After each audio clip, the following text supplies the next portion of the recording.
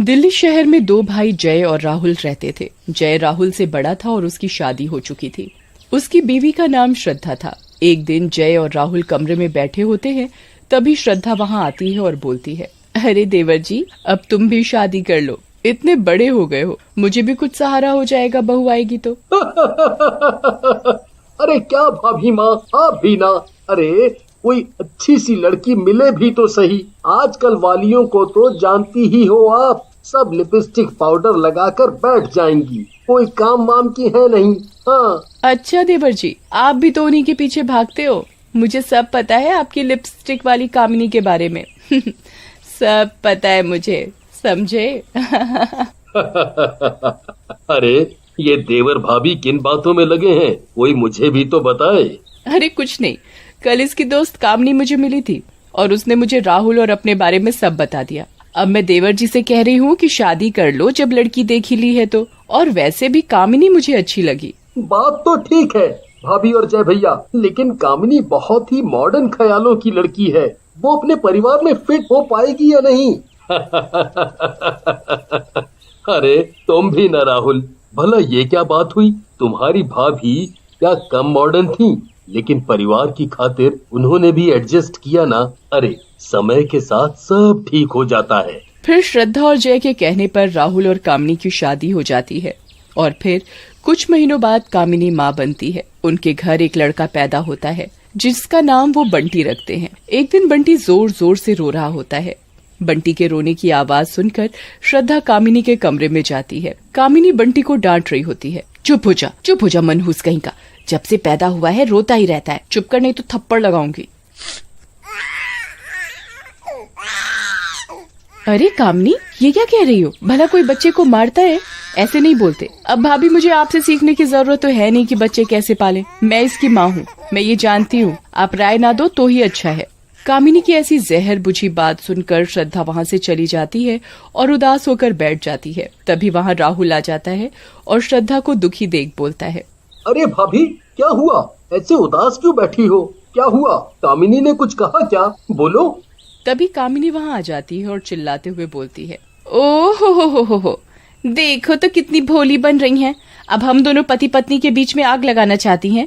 तुम क्या कह रही हो कामिनी? भाभी ने तो कुछ भी नहीं कहा। और खबरदार, तुम भाभी के बारे में एक शब्द भी मत बोलना। तुम तो उनके पैरों की धूल भी नहीं हो। राहुल को गुस्से में देख कामिनी वहाँ से चली जाती है। एक दिन बंटी घर के बाहर बने गार्डन में खेल रहा होता है। तभी गार्डन का दरवाजा खुला होने के कारण वो बाहर रोड पर निकल जाता है। रोड पर काफी गाड़ियां आ जा रही होती हैं।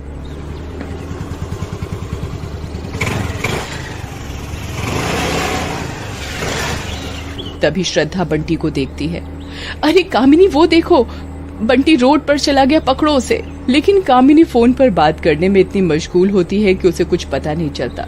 श्रद्धा जल्दी से बंटी को उठा लेती है। कामिनी भी वहाँ आ जाती है और बंटी को श्रद्धा के हाथों से ले लेती है। तुम कैसी माँ हो? तुमसे बच्चे का ख्याल भी नहीं रखा जाता। अभी कुछ हो जाता तो बंटी को। तभी उनके पीछे से एक ट्रक आ रहा होता है। कामिनी श्रद्धा को उस ट्रक के सामने धक्का दे देती है। ट्रक के आगे आने से श्रद्धा की मौत हो जाती है। जय और राहुल को श्रद्धा की मौत का पता चलता है।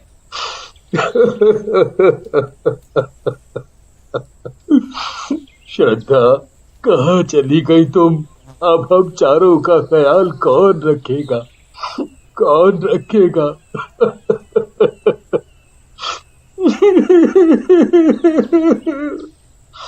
भाभी वापस आ जाओ। मैं अपनी माँ को तो खो ही चुका हूँ, अब आप भी ऐसे छोड़ के चली गई। अब हमारा क्या होगा?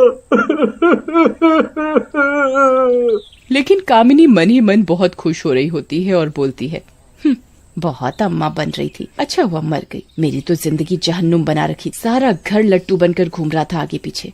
मेरे बंटी पर भी अपना जादू कर रखा था। अब आराम से अकेले रहूंगी इस घर में मालकिन की तरह। एक रात बंटी अपने पालने में सो रहा होता है, लेकिन तभी उसकी नींद खुल जाती है और वो जोर जोर से रोने लगता है।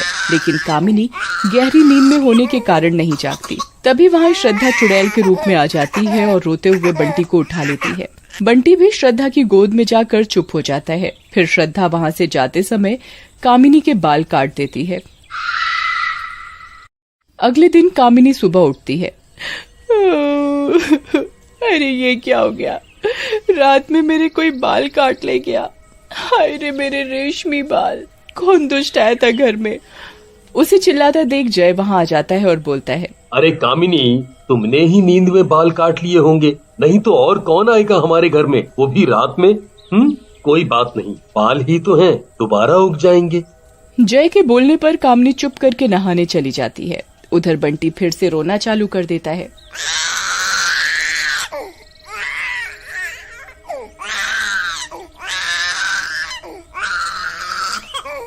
उसका रोना सुनकर नहाती हुई कामिनी बोलती है, ये सब इस मनहूस बंटी की वजह से हो रहा है।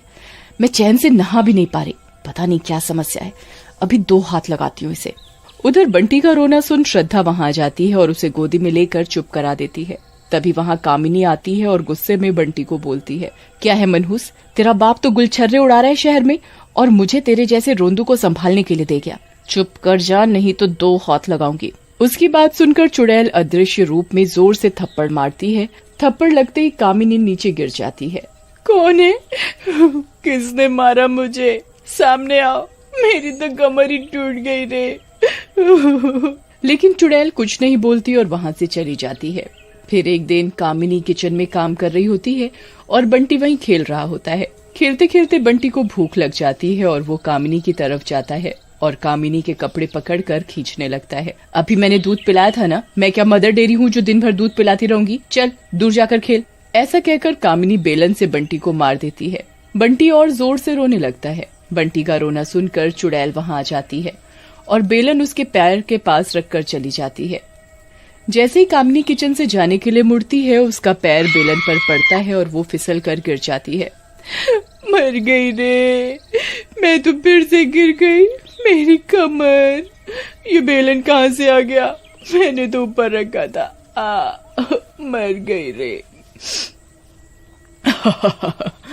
गंदी औरत।